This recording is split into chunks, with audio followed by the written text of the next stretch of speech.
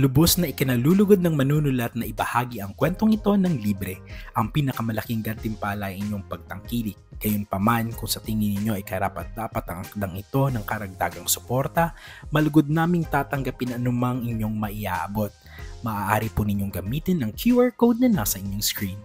Anumang halaga ay makakatulong upang patuloy na makalikha ng mga bagong kwento.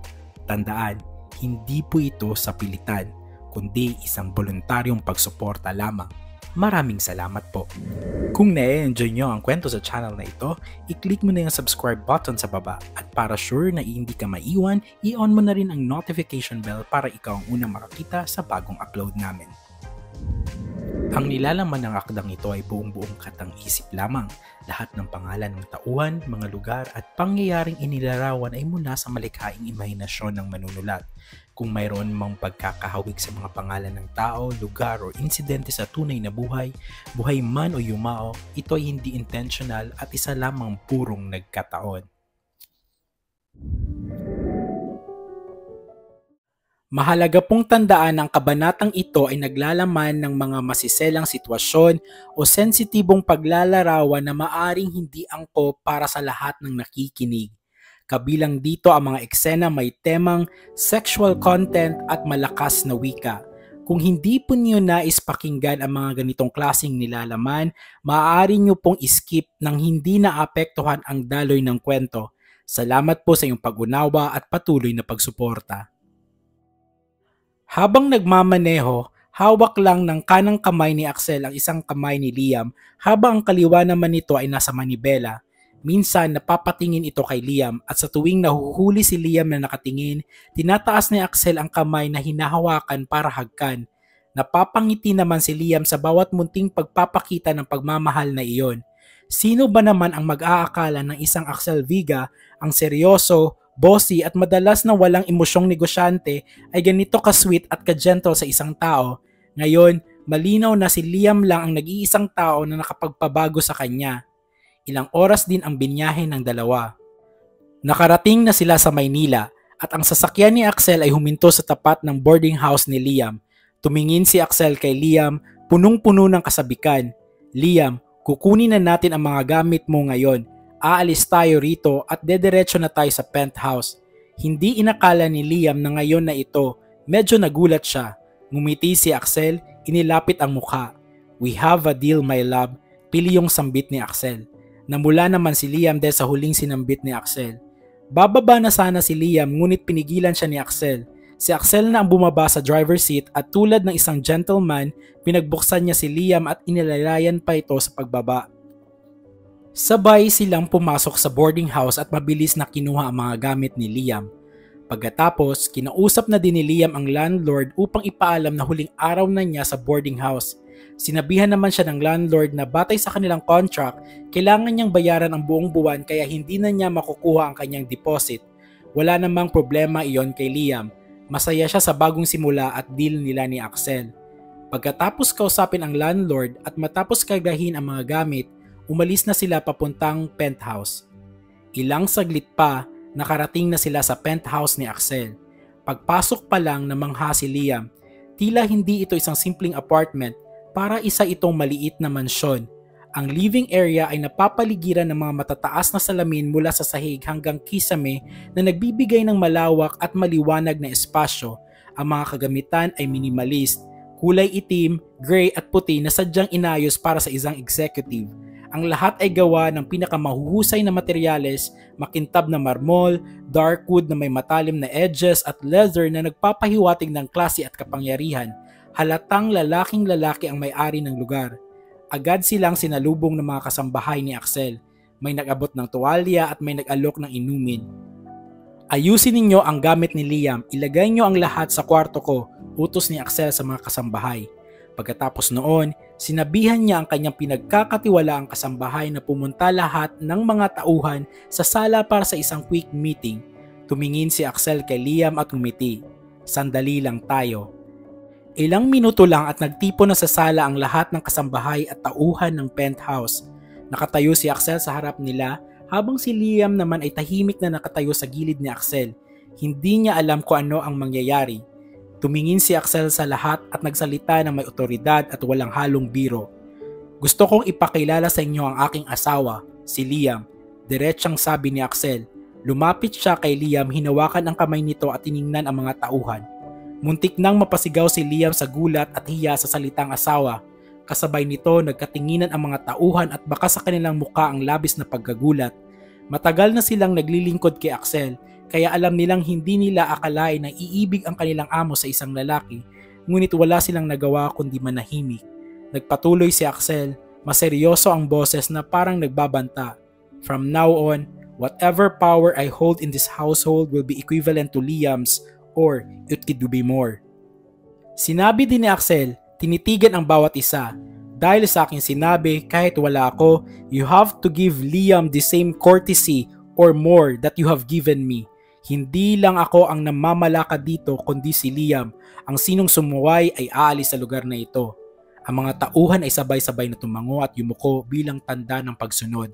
Tiningnan ni Liam si Axel, namumula at labis na naantig sa pagmamahal at respeto na ipinakita nito. Pagkatapos ng maikling pagpupulong, bumalik ang mga kasambahay sa silid ni Axel upang ipagpatuloy ayusin ang lahat ng gamit ni Liam. Nang matapos ang mga tauhan sa pag-aayos ay tuluyan ng umalis ito. Doon lang iginiya ni Axel si Liam papunta sa kwarto para magpahinga. Humiga silang dalawa sa malaking kama. Niyakap ni Axel si Liam ng mahigpit at hinayaan ni Liam na maging unan ang matipunong dibdib ni Axel. Ang katahimikan ay puno ng pagmamahal. Hindi ko akalain na asawa na pala ako, Axel, bulong ni Liam at bagyang natawa. Seryoso ka doon?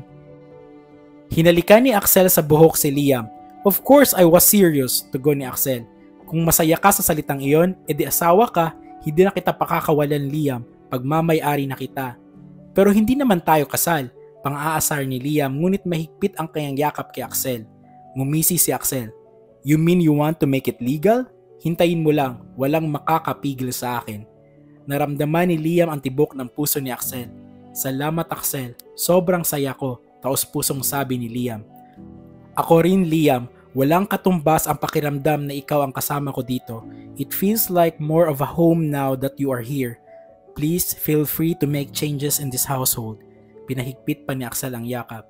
Don't worry, sa sinabi ko na nga sa mga tauhan ko, gusto ko lang na alam nila na ikaw ang batas dito. Nag-usap sila ng matagal, puno ng maliliit na lambing, halik sa noo at mahigpit na yakap.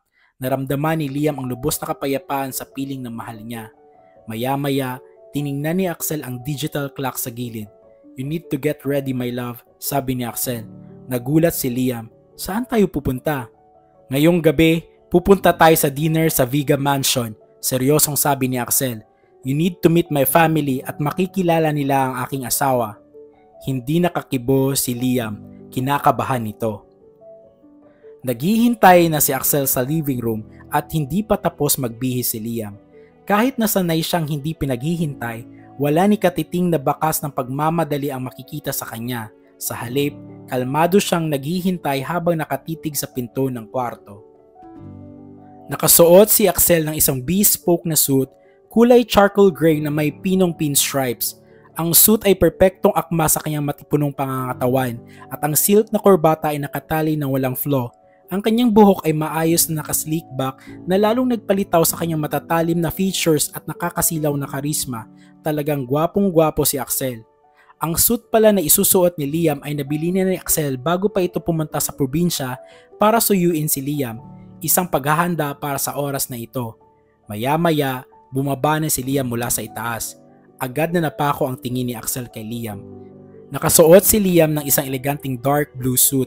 Ang pagkakatahi nito ay nagbibigay diin sa kanyang payat at maayos na frame. Ang damit ay sapat na formal para sa Viga Mansion, ngunit sapat na malambot para mapanatili ang kanyang personal na estilo. Kahit pagwapo at nakasuot ng mamahaling suit, may kakaibang malambing at feminine charm pa rin ang nangingibabaw kay Liam. Ang kanyang mga mata ay maamo at ang kanyang tindig ay may inosenteng ganda na lalong nagpatibok sa puso ni Axel. Ang charm na iyon ang nagpabaliw kay Axel. Labis siyang namangha at halos hindi niya maigalaw ang kanyang mga mata, lubos na nabihag ng kagandahan ni Liam. Tara na Axel, ngiti ni Liam. Ilang sandali pa, nakarating na sila sa Viga Mansion. Habang papalapit ang sasakyan, hindi maiwasan ni Liam na lalong mamangha sa nasaksihan. Ang Vega Mansion ay hindi lamang isang malaking bahay, ito ay isang palasyo. Napapaligiran ito ng matataas na bakod at gate na gawa sa wrought iron na may gintong palamuti. Ang mismong bahay ay may disenyong Europeo, puting bato at marmol na may dambuhalang mga haligi at malakatedral na bintana. Ang harapan ay may malawak na fountain at napakainam na landscaping na nagpapahiwatig ng di matatawarang karangyaan at kayamanang walang katapusan. Bumaba sila sa sasakyan, lalo pang namangha si Liam pagpasok sa loob. Ang loob ng mansion ay mas marangya pa kaysa sa labas. Ang foyer ay may matataas na kisame at nambuhalang chandelier na gawa sa purong kristal na nagpapakita ng libo-libong liwanag. Ang sahig ay gawa sa imported na marmol na kumikinang. Ang grand staircase na aakyat sa itaas ay may railings na tanso at ginto. May mga mahal at mambihirang artwork na nakasabit sa dingding at mga kasangkapan na antigo at custom-made. Ang bawat sulok ay sumisigaw na kapangyarihan at legacy ng pamilyang Vega. Naramdaman ni Liam na hindi siya nabibilang sa lugar na iyon, ngunit hinawakan ni Axel ang kanyang kamay at nakaramdam siya ng lakas. "Huwag kang kabahan, Liam," bulong ni Axel. Hinigpitan ni Axel ang hawak kay Liam at iginiya siya patungo sa malawak na dining area ng mansyon. Pagpasok nila, agad niyang nakita ang 3 taong naghihintay. Ito ang pamilya ni Axel. Nakatayo sa dulo ng mahabang mesa na gawa sa solid wood at punong-puno ng mamahaling tableware si Chairman Alejandro Vega, ang ama ni Axel. Nakasuot ito ng isang dark pinstripe suit na nagpapakita ng kanyang lubos na otoridad. Ang kanyang tindig ay matangkad, malakas ang dating at seryosong nakatingin kay Liam. Sa tabi niya ay si Elena Vega, ang ina ni Axel. Nakasuot ito ng isang eleganteng evening gown na kulay deep emerald green gawa sa pinakamahal na tela. Ang kanyang mga alahas ay kumikinang at ang kanyang tindig ay may social grace, ngunit may bakas na pagkamangha sa kanyang mga mata. Nakaupo naman si Zeke Vega, ang nakababatang kapatid ni Axel. Mas casual ang kanyang suot, isang designer na button-down shirt at slacks, ngunit halata pa ring mayaman. Nakatingin ang 3 sa kanilang dalawa, si Chairman Alejandro, si Elena at si Zeke. Ang tensyon ay tila bumabalot sa malaking espasyo. Si Zeke, ang kapatid ni Axel, ay halatang namangha sa kanyang nakita. Nagkita na sila noon, ngunit tila may mas iaangat pa palang charm si Liam, lalo na ngayong nakasuot ng formal. Ang feminine charm ni Liam ay lalong nag-iwan ng impresyon kay Zeke. Ngumiti ito sa dalawa. "Good evening," bati ni Axel. Hinila si Liam palapit. "Allow me to introduce Liam." Una nilang nilapitan si Zeke. "Zeke, you remember Liam?" "Of course, kuya. Nice to see you again, Liam," bati ni Zeke. Ngunit agad siyang bumaling kay Axel ng may pilyong tingin. "Liam, if my brother goes back to being his usual cold, heartless bastard self, let me know right away. You deserve better treatment and I'm sure I can provide that." Namula si Liam sa hiya at mabilis na tumugon. "Nice meeting you again, Zeke." Matalim naman ang tingin ni Axel kay Zeke, ngunit ang kapatid ay maloko pa rin at hindi natinag. Pagkatapos, lumapit sila kay Elena. Nagulat si Liam nang makitang napaka-sweet ni Mami Elena. Ngumiti ito ng malawak at hinawakan ang kamay ni Liam. "Welcome, dear. My goodness, you are so handsome and charming." "Isn't he, Mommy?" singit ni Axel. Sabay lapit at halik sa pisngi ni Elena na lagi niyang ginagawa kapag nakikita sila. Nawala ang kaunting kaba ni Liam. Labis siyang nagagalak sa pagiging sweet and warm nito. "Salamat po, ma'am," tugon ni Liam, nahihiya. Ngumiti si Elena. "Huwag kang mag-ma'am, dear. Tita na lang, okay?" Napangiti si Liam. "Salamat po, tita," sambit niya. "You are so beautiful po." Huli nilang hinarap si Chairman Alejandro Vega. Natakot si Liam. Naramdaman niya na mas matindi ang aura nito kaysa kay Axel. Tila mas mabigat, mas may kapangyarihan at mas matigas. Ngunit nagulat ang lahat, lalo na si Liam at Axel. Biglang ngumiti ang chairman ng malambing at tumayo. Lumapit ito kay Liam at niyakap siya ng mahigpit. Sa gitna ng yakap, bumulong si Chairman Alejandro. "Thank you for coming to my son's life." Napangiti si Axel sa ginawa ng chairman. Pagkatapos kumalas ni Liam sa yakap, niyakap din ni Axel ang kanyang dad. Isang senyales iyon ng pasasalamat at paggalang. Nagsimula na silang kumain. Ang atmosphere ay mas magaan na kaysa kanina. Sa gitna ng pagkain, binalingan ng chairman si Axel. "Kailan ka babalik sa Hotel Axel?" tanong ni Chairman Alejandro. Nagtaka si Liam sa tanong. Ngumiti ang chairman kay Liam. Huwag kang magtaka, iho. He took the leave of absence para sundan ka sa inyo. Labis na nahiya si Liam at hindi makatingin kay Axel. Tumawa si Chairman Alejandro. Mabuti na lang at sinundan mo siya, son. Pero tandaan mo, Liam, baling niya kay Liam. Kung sasaktan ka ng anak ko, may backup ka. Ako ang chairman ng Viga Conglomerate at humanda siya sa akin. Ngumiti si Axel at umiling, puno ng pagmamahal. Hindi ko gagawin iyon, Dad. I wouldn't hurt Liam for the world. Napatingin si Chairman Alejandro kay Axel, tila may bago siyang nakita. That smile. You, Liam, made my son smile that way. How can I thank you? Ang dinner na iyon ay naging masaya at maingay. Ilang oras matapos ang dinner, nakabalik na sina Axel at Liam sa penthouse. Labis ang tuwa ni Liam, hindi niya lubos akalain na ganito kainit ang pagtanggap ng pamilyang Viga sa kanya. Masayang masaya siya. Ang mga ngiti ni na Tita Elena at ang yakap ni Chairman ay patuloy na gumuguhit sa kanyang isip. Maya-maya ay nakaligo na si Liam at nakasuot ng robe na hiniram kay Axel. Nagtatambay siya sa veranda ng silid nila. Ang malamig na hangin ng gabi ay humahaplos sa kanya, ngunit ang lahat ng iniisip niya ay ang kabutihan ng mga Viga. Habang tahimik siyang nakatingin sa labas, may biglang yumakap sa kanya mula sa likod. Naramdaman ni Liam ang malalaking kamay na pumulupot sa kanyang bewang at ang mainit na balat na dumikit sa kanyang likod. Si Axel iyon, nakatapis lang ng tuwalya sa bewang na amoy shampoo at sabon. Bulong ni Axel, ano ang malalim mong iniisip? Wala, malambing na sabi ni Liam. Maya-maya pa ay pinaharap ni Axel si Liam. Hinalikan niya ito ng mapusok. Lumalaban naman si Liam sa halikan. Habang naghahalikan ay pumasok sila sa silid, puno ng pagmamadali at kapusukan ng halik ni Axel kay Liam. Nagulat si Liam sa tindi nito ngunit binaliwala niya kasi mahal niya ito. Mapangahas ngayon si Axel pero ramdam ang pagmamahal. Humiwalay bigla ang tuwalya sa katawan ni Axel. Hubot-hubad na ito at nakikita na ni Liam ang buong-buong si Axel. Kitang-kita na din ang kanina pang matigas at malaking pagkalalaki nito. Biglang naging masyadong marahas si Axel. Walang ingat na pinaluhod ni Axel si Liam sa harap niya. Walang pasabi na pinasok ang malaking pagkalalaki nito sa bibig ng mahal niyang si Liam. Marahas itong gumagalaw. Hindi makahinga si Liam. Ang galaw ni Axel ay mabilis at nasasagad niya ito na parang hindi makontrol ni Axel. Hindi naman natakot si Liam, bagkos ay pinag-igihan niyang pagsilbihan ng mahal.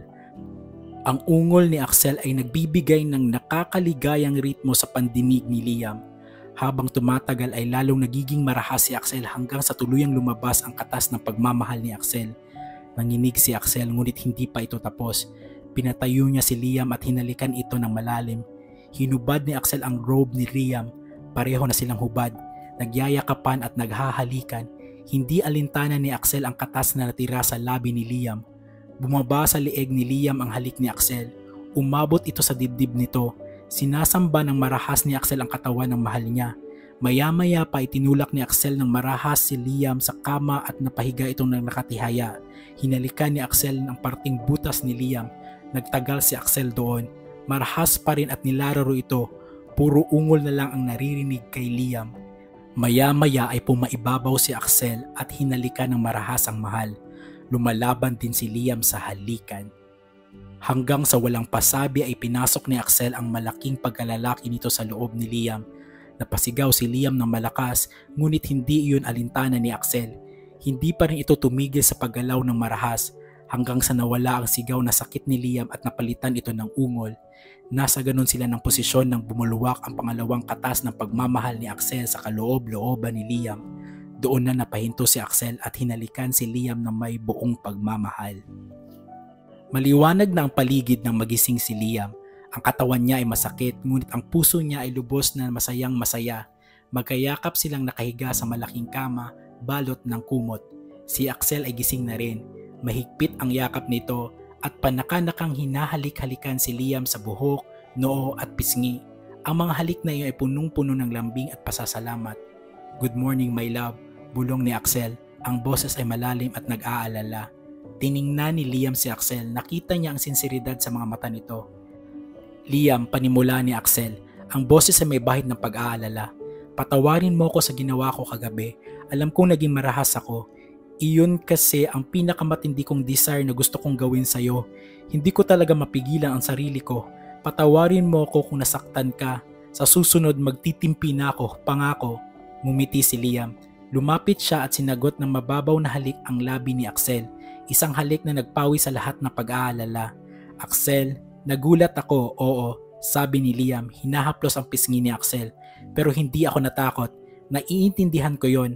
And ironically, nagustuhan ko yon. Kaya huwag kang magtimpi, Axel. Kasi pareho naman tayong nagustuhan niyon.